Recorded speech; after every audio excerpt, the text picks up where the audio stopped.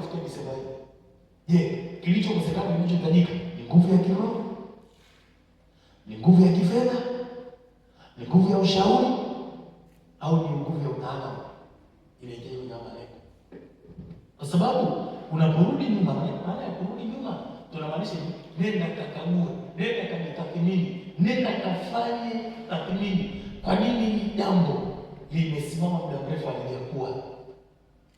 Iwe ni la kimwili, ni la kiroho, kwamba labda ili lengo pia umeliweka kwenye mahitaji yako 2025, umeomba lakini bado halijatikisika, halijafanyika. Rudi angalia, kwa nini nimeomba kufunguliwa? Mfano, kwa nini nimeomba kufunguliwa 2025? Nimeomba kufunguliwe labda kwenye eneo la uzinzi, nisifanye kabisa uzinzi. Hivyo ni bado inaendelea. Kwa nini kifungo cha uzinzi kinaniangania?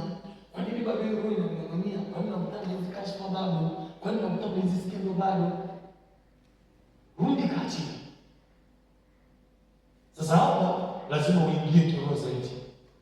Kuna saa tunaweza kukaa chini, ukaandika hata majina ya watu ndio kutana nao.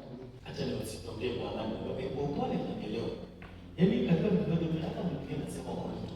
Nasema dhambi zote unazofanya, hizo hazina maana.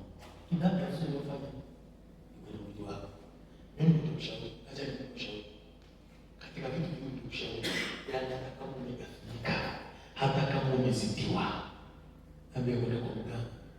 Ambia